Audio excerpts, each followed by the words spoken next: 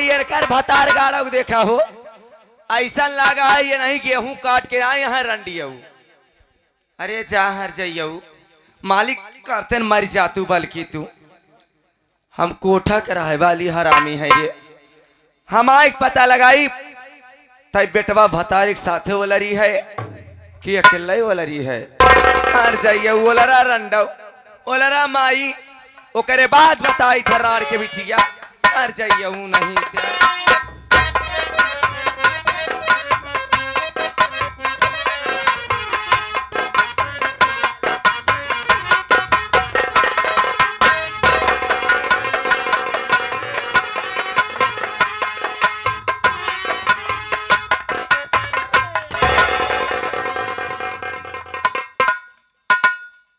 भतारे के साथ है तो ना ओलरी बे लेकिन बेटवा लेके ओलरी यहाँ ये रंडऊ।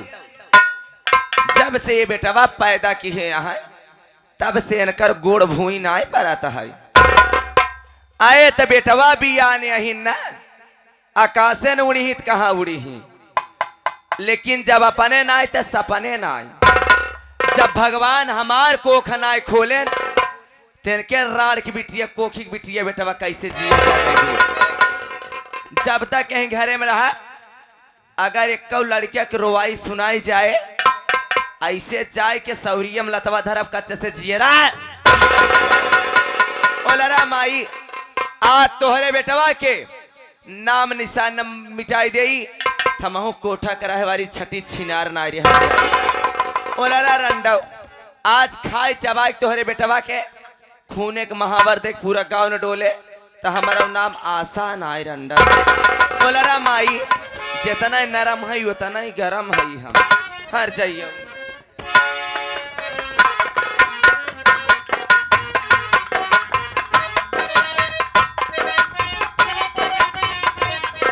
बचाया भगवान इज्जत पानी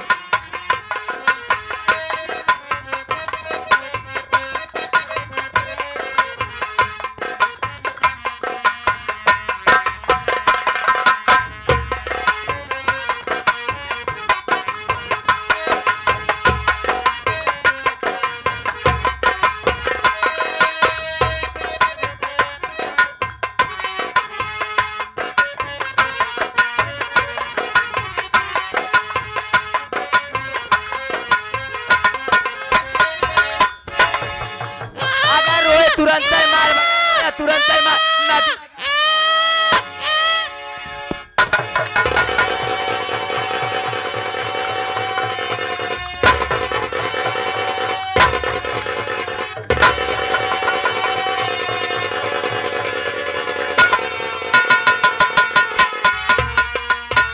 आ जाइयो बेटवा पैदा की है राड़ के बिटिया अब पैदा कर सवती हमार राड़ नहीं त्या देखिए कितना बिटिया बेटवा बिया थुरड़ा।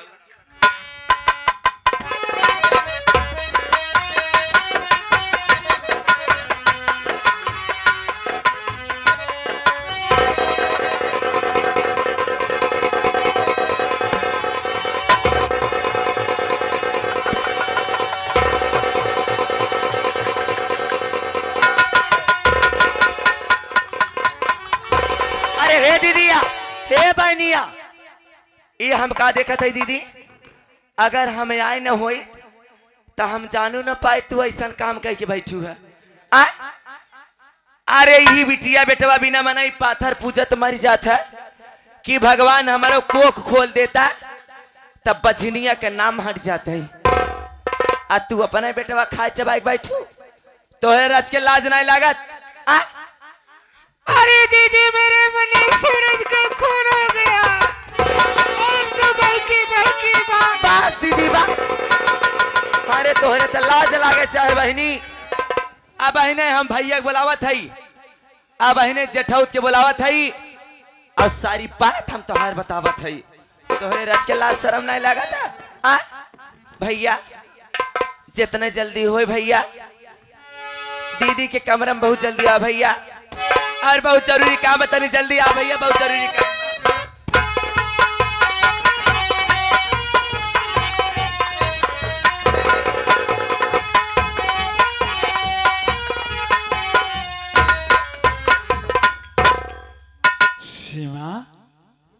क्या बात है सीमा, तू रो रही हो? क्या तुम्हारी तबीयत नहीं ठीक है या किसी ने तुम्हें कुछ कह दिया है? आखिर में तू रो क्यों रही हो? स्वामी, ना तो मेरी तबीयत खराब है, ना कोई कुछ कहा है। तो आखिर क्या बात है सीमा? क्या बताओ स्वामी, अपना मुन्ना अपना मुन्ना अपना मुन्ना सूरज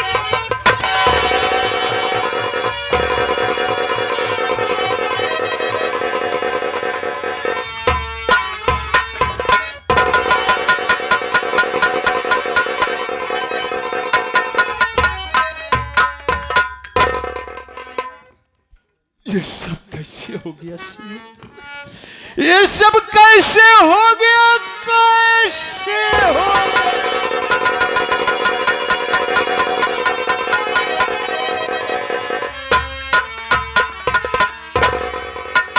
क्या बताऊं स्वामी, मैं अपने मुन्ने सूरज को लेकर अपने कमरे में आराम कर रही थी। पता नहीं किस पापी और पापनी की नजर मेरे बच्चे पर पड़ गई स्वामी। आखिर मेरे बच्चे को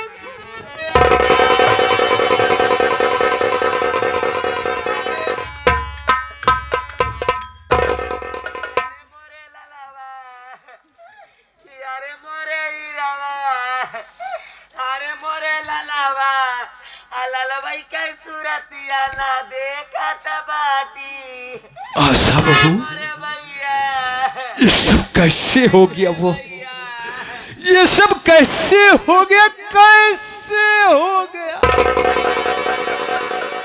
अरे मोरे भैया अलाला वाले तई बोलाई मोरे।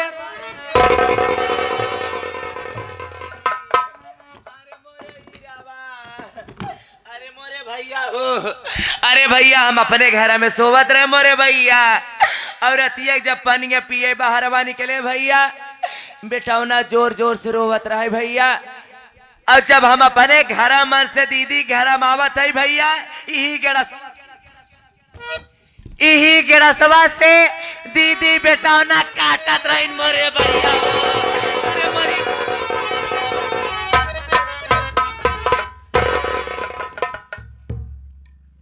ये बताओ सीमा, कमरे में तू अकेली थी कि कोई और था? नहीं स्वामी, कमरे में तो मैं अकेली थी, मेरा मुन्ना सूरज था और कोई नहीं था। इसके बाद मेरी आंखें लग गई, मैं नींद में हो गई स्वामी। ना जाने किस पापी ने आकर मेरे मुन्ने का खून।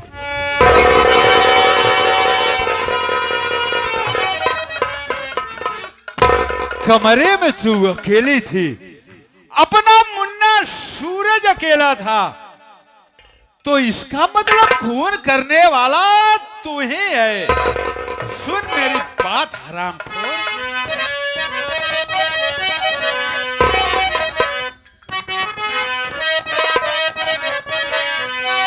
क्यों रे सिमवा नीच गवार,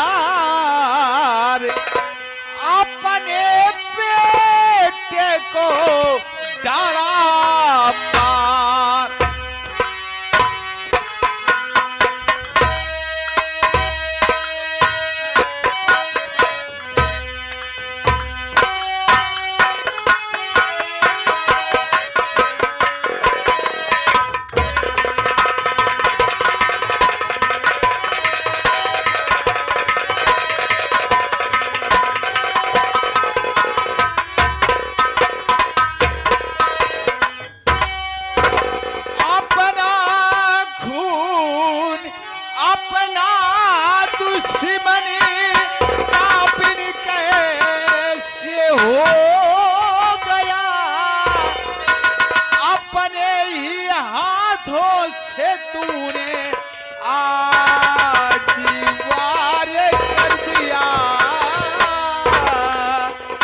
तेरा जीना करूं दुश्वार,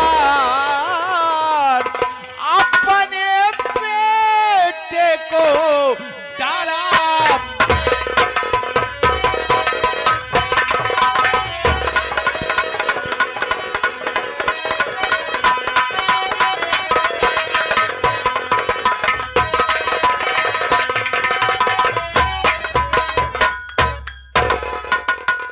हराम खोर रंडी बेश्या बेशरम कुतिया, अरे तो इतना गिर गई कि अपने बेटे को ही जान से मार डाल।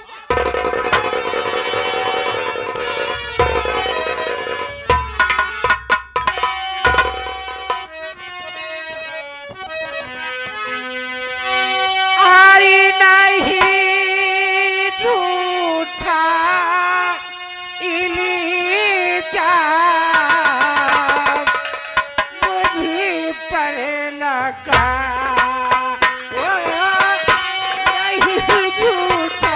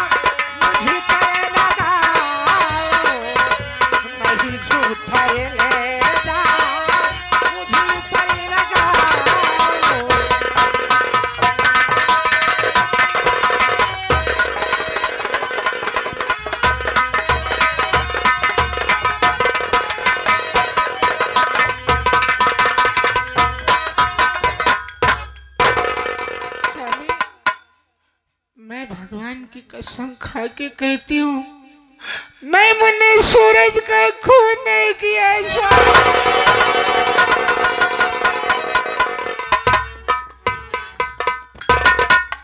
देख शिमुआ, अब मैं तेरी एक भी बात नहीं सुनूंगा।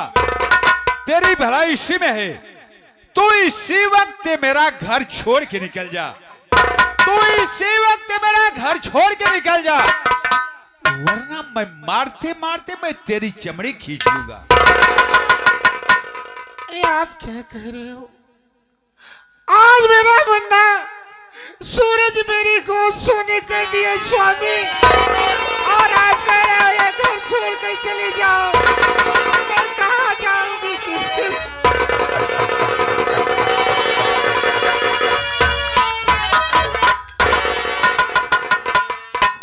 तू ऐसे नहीं जाएगी। अब मैं खुद तुझे धक्का मार के यहां से भगाऊंगा। आराम खो।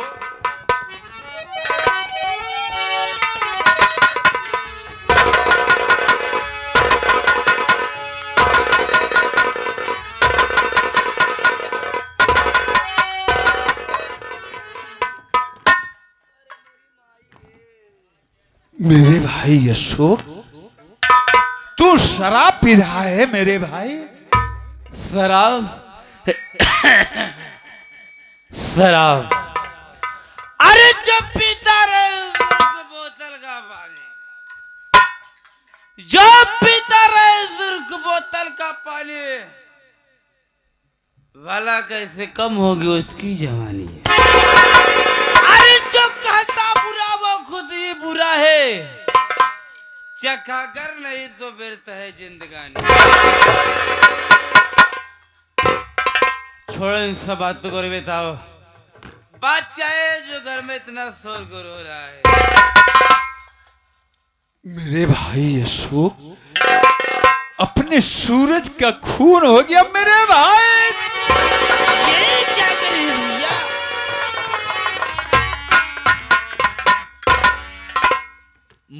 सोच का खून हो गया, लेकिन मैं जानना चाहता हूं आखिर खून करने वाला है कौन? खून करने वाला कोई गैर नहीं है, तुम्हारी भाभी सीमा है मेरे भाई। नहीं भैया नहीं, जरा आप सोचिए। अरे जो माँ अपने बच्चे को 9 महीने अपने पेट में पाली, वही माँ अपने बच्चे का खून कैसे कर सकती है? और रही बात, मैं आशा से पूछता, आशा, अरे मोरे माई लाला भाई दुआर बा छोड़ दी है मोरी माई। अरे मोरे हीरावा अब भूखिया पियासिया हैरान मोरी माई। ए भैया जो बात कर रहे हैं, बात कहाँ तक सही और कहाँ तक झूठ है? अरे मोरे राजाऊ, हम जवान बताई सही है, सही बताई। हम लक्ष्मी माई क्रिया खाए कहा थई, इनके सबके जवानी क्रिया खाए कहा थई।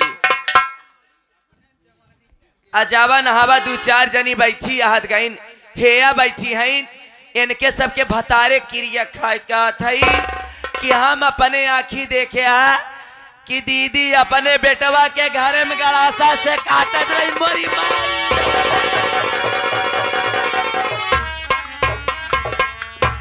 भैया यही बात आप कर रहे हो, यही बात मेरी आशा कर रही है। इसका मतलब 19 सोच का खून करने वाला कोई गैर नहीं है, बल्कि भाभी माँ है। मेरे भाई अशोक, मैं जा रहा हूं मुन्ने का कफन दफन करूंगा मेरे भाई, लेकिन मैं लौट करके आऊं तो ये उल्टा इस घर में ना रहे मेरे भाई, ना रहे। ठीक है भैया।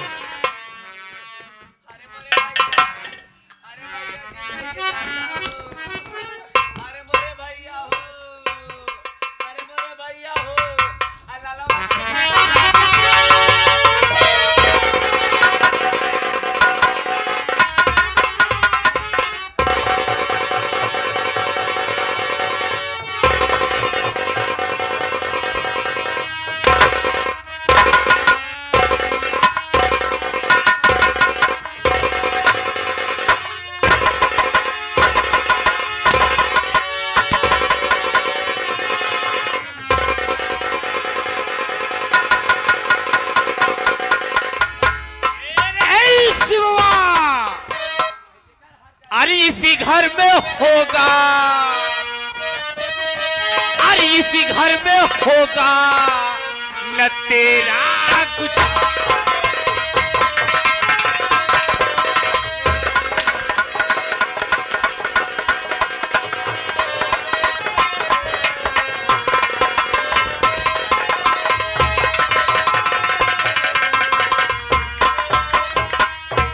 अरे इसी घर में होगा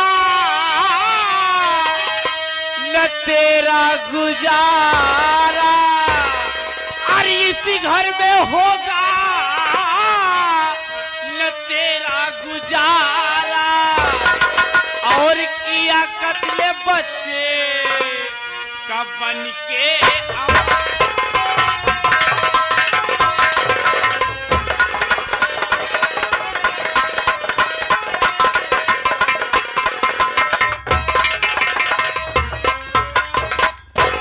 इसी घर में है बलि करी भैया ये मेहरा, अरे इसी घर में है बलि करी भैया ये मेहरा।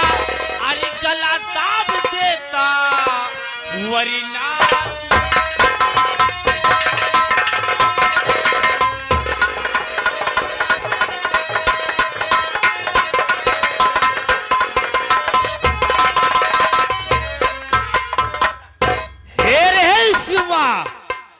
अब इस वक्त ये मेरा घर छोड़ के भाग जा, वरना मारते मारते हम तुम्हारी जान।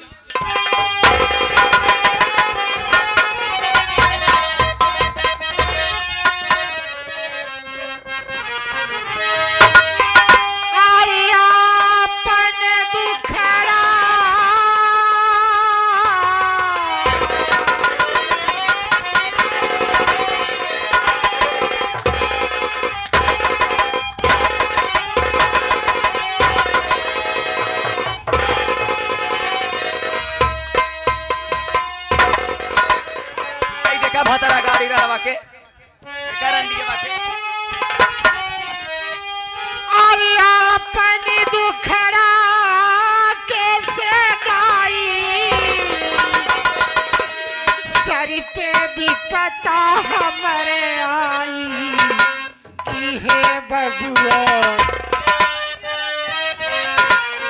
कि हे हो बबुआ छूटत बाटे घर दुआरवा हे बबुआ।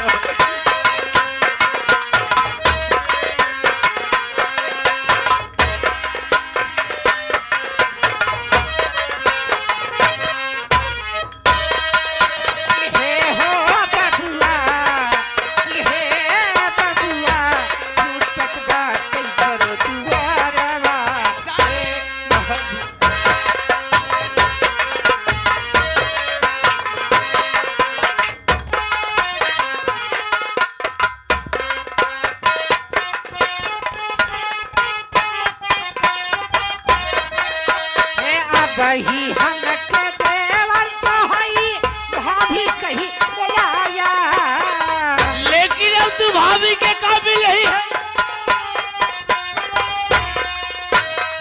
वही हमके देवर तो हई भाभी कहीं बुलाया।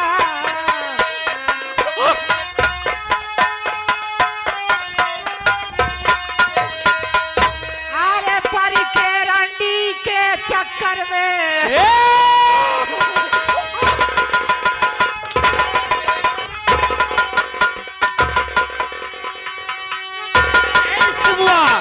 ये रंडी नहीं रे मेरे घर की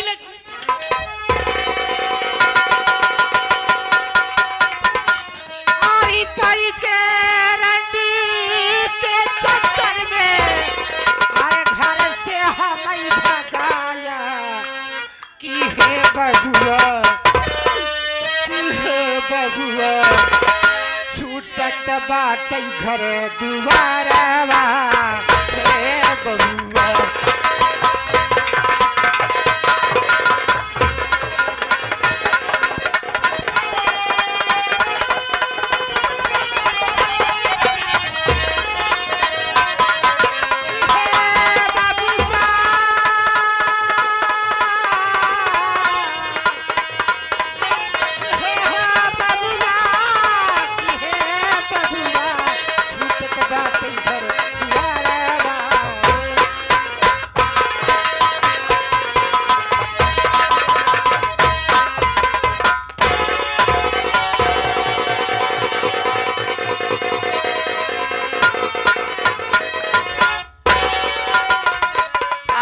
बाबू अइया बरस के अब ऐसे तो करा जिन हमका न जितने नरम है उतने गरम है यार रहे आई माचिस लिए होता देता फूक दे बरवा बारी जाता ये कर दम अच्छी सवा का कहा था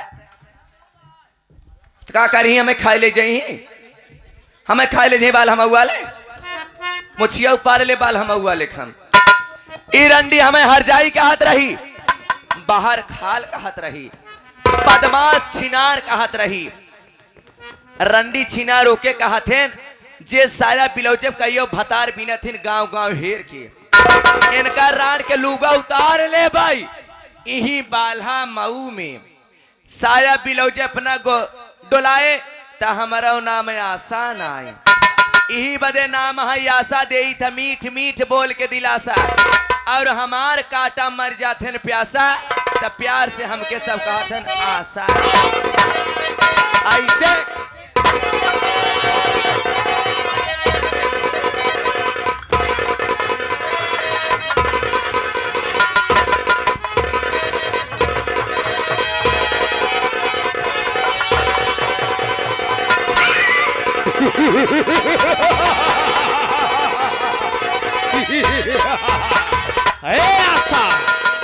जरा सोचो अरे जिस बच्चे को 9 महीने अपने पेट में पाली जब उस बच्चे को मार डाली तो मैं कायद का सगा देवर हूँ हराम जाती एक न एक दिन मौका निकाल के मुझे भी मार डालती हे देखा हल्ला पुपुई कुछ कहे मिले ना भैया बाबू हरे जौने घरे में मट्टी परत है वही घरे मोहिदीना आगी ना भरत हाँ हाँ पुआस कर भरत है तू चला जा कोंदहा बाजार वहीं से समोसा टिकिया होड़ा पाव हमका भी न ले चला जावा अगर हम खाब न भैया हरे बहनी हरे हम के करे बले चठ मेहरारू वही रोब। अब रोवे तो हम ही भैया हरे तू चला जा के करे बले हम रोब। खटत खटत वैसे थेथर हो जाता है जब से उतरी बाटी हम। ए हो आवा चला का हो। अब मैं बाजार जा रहा हूँ। बाजार हाँ गोलकल ही है आया।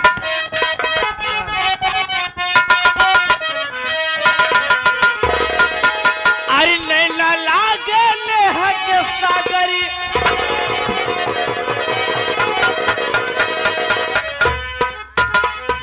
अरे नैना लागे नेहक सागरी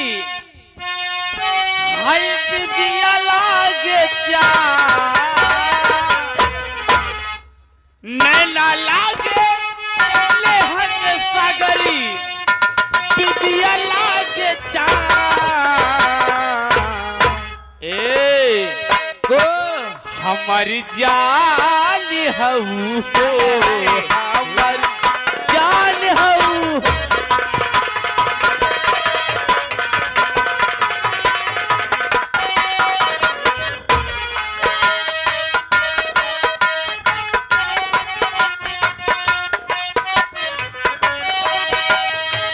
नैना लागे नेहक सागरी विदिया लागे चा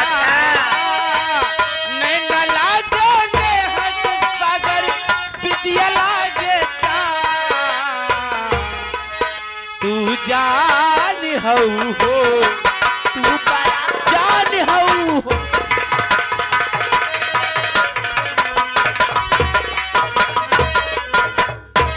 ये आ गए हमारे फूलचंद भैया की तरफ से बहुत सारा पुरस्कार नहीं आशीर्वाद आया है।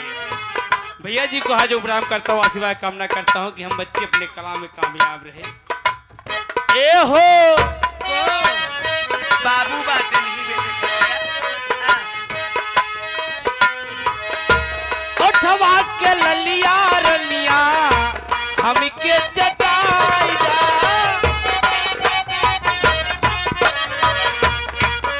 ए हो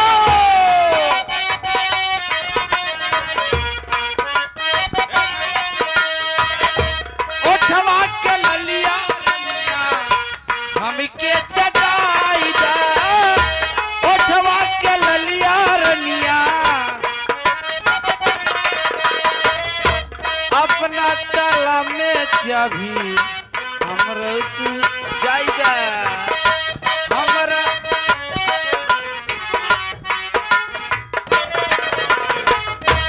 अपना तला में चाभी हमरा तू जाइदा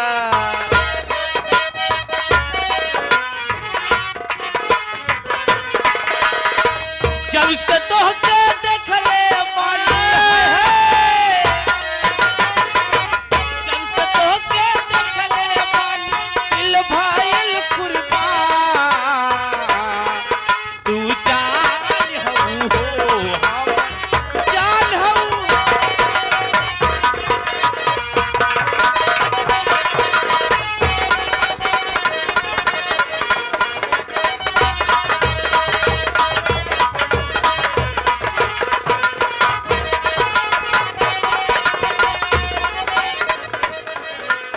ए आगे हमारे पप्पू घर मालिक तरफ से 51वां पुरस्कार है। भाई साहब को हाजिर प्रणाम करता हूँ। ए हो और क्या कहना है का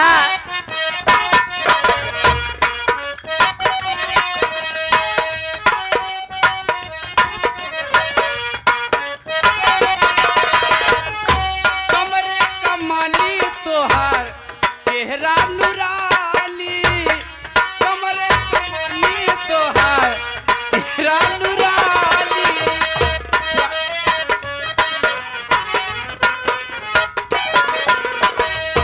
कमरे कमानी तोहार चेहरा नूरानी सागर के पानी जैसे छलके जवानी सागर के पानी जैसे छलके जवानी ये आ गए हमारे मानी श्री महोदय हमारे फूलचंद भैया जो दाऊदपुर तकिया से आए हैं। हाँ हाँ उनकी मालकिन अच्छा अच्छा यानी कि हमारी भाभी अच्छा अच्छा उनके तरफ से बहुत सारा पुरस्कार। मैं अपने भाभी से नमस्ते करती हूँ, सवेरे मिला तब उनके बताई। भाभी जी को हाथ जोड़ प्रणाम करता हूँ। क्या बात है।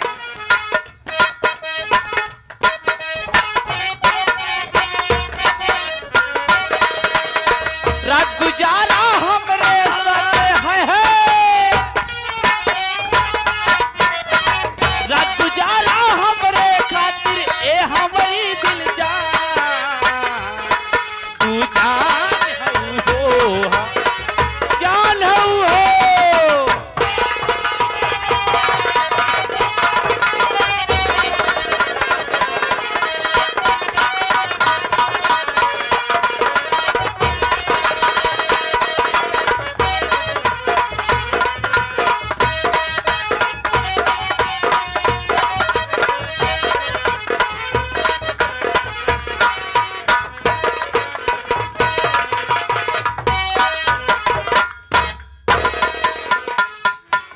या मेरे मालिक, ना जाने किसकी नजर मेरे घर को लग गई है। जब से आशा बहू मेरे घर में आई है तभी से मेरा घर बर्बाद होते ही चला जा रहा है। उधर सीमा अपने बेटे को मार डाली, इधर मेरा भाई अब शराब पीने लगा है। मैं अपना घर अब कैसे संभालूं, मेरे कुछ समझ में नहीं आ रहा है।